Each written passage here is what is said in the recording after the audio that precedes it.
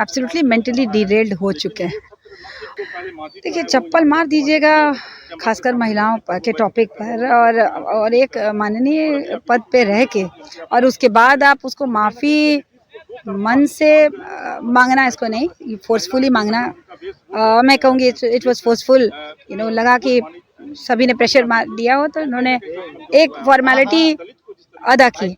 Body language में जो माननीय जी ने सदन में सबके सामने प्रस्तुत किया, क्या वो अपनी बेटी को या बहू को सेम बॉडी लैंग्वेज के तहत शिक्षा दे सकेंगे? लेकिन जिस पर आप देख रहे हैं रिपब्लिकन न्यूज, राजेश कुमार के साथ हमारी मौजूदगी अभी बिहार विधानसभा में है। बिहार विधानसभा का जो है सत्र, शीतकालीन सत्र का आज 5वां और आखिरी दिन है। हमारे साथ बीजेपी के विधायिका हैं, बात करने के लिए रेशमी वर्मा जी नरकटियागंज से विधायक हैं।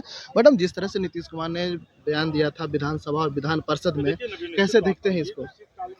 देखिए, तो क्लियर स्पष्ट दिख रहा है कि इज एब्सोल्युटली मेंटली डिरेल्ड हो चुके हैं, और वो सेंसेस में नहीं है। जो जो जो व्यक्ति हमेशा डिसिप्लिन के रूप में दिखते थे, वो सडन बहुत ड्रास्टिक चेंज के रूप में दिखे परसों सभी को सदन में, जो कि विभत्स है, शर्मनाक है, और ये ग्राह्य नहीं है।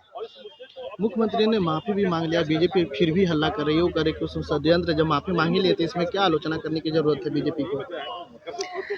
देखिए, चप्पल मार दीजिएगा खासकर महिलाओं के टॉपिक पर, और एक माननीय पद पे रह के, और उसके बाद आप उसको माफ़ी मन से मांगना, इसको नहीं फोर्सफुली मांगना। मैं कहूँगी इट वाज फोर्सफुल, लगा कि सभी ने प्रेशर मार दिया हो तो उन्होंने एक फॉर्मेलिटी अदा की।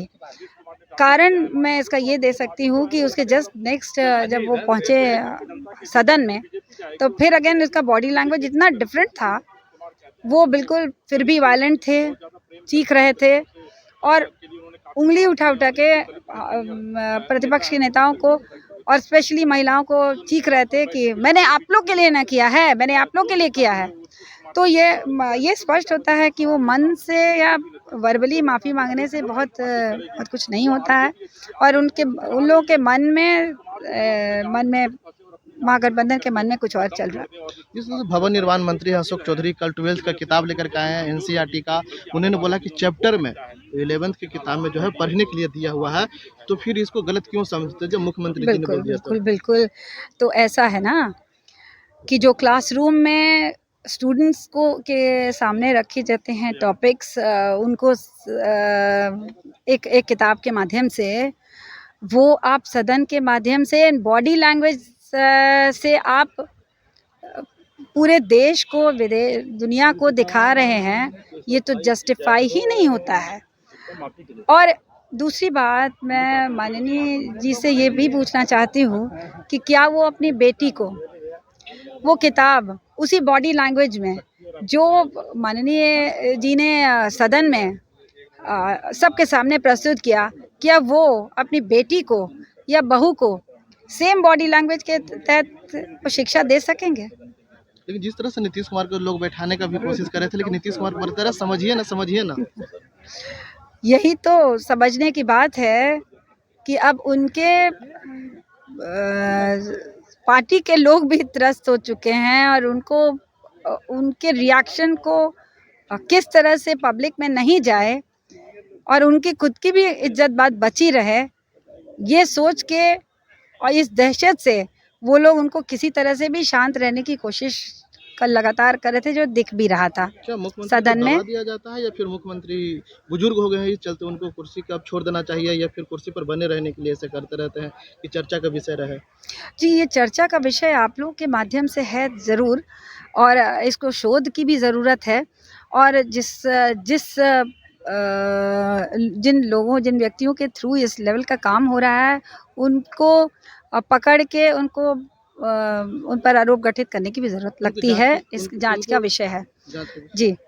और क्या बोल रहे हैं? मुख्यमंत्री नीतीश कुमार का क्या कोई दवा देता है, या फिर हाँ, इसका तो जवाब मैंने दिया। से जिस तरह से कहा जाता है कि मुख्यमंत्री जी ठीक बोले थे, गलत क्या बोले?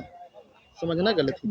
जब किसी को जब इसको बोलते हैं थुथुन पर लाठी रोकना, अब उनके सामने बातें आ गई हैं, अब उनके पास कोई चारा नहीं है सिवाय इसके कि वो थुथुन पे लाठी रोक रहे हैं।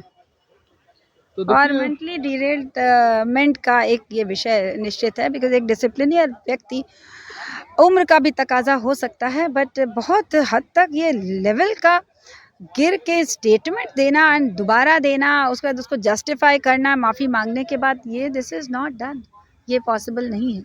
कुछ गड़बड़ है, क्या गड़बड़ है? कुछ गड़बड़ है, मेंटली डिरेलमेंट का विषय तो लग रहा है। चलिए, मुख्यमंत्री नीतीश कुमार को साफ तौर पर कह दिया रश्मि वर्मा ने कि मेंटली जो है कहीं ना कहीं डिस्टर्बिंग, इसको इलाज करानी चाहिए। अब साफ तौर पर देखने की ये बात है, क्या मुख्यमंत्री नीतीश कुमार जो है इस पर क्या प्रतिक्रिया लेते हैं। जिस तरह से मुख्यमंत्री नीतीश कुमार ने सदन के अंदर जो कहा था उसको लेकर के माफ़ी भी मांग लिया, फिर भी अभी बीजेपी ने ही आरोप लगाते रहता है। अभी तक फिलहाल इतने ही, बने रहे रिपब्लिक न्यूज़ पर। धन्यवाद। रिपब्लिकन न्यूज़ के साथ जुड़ने के लिए सब्सक्राइब बटन दबाकर चैनल को सब्सक्राइब करें। नोटिफिकेशन प्राप्त करने के लिए यहाँ बेल को दबाएं। वीडियो अच्छा लगे तो लाइक करें और दोस्तों के साथ शेयर करना ना भूलें।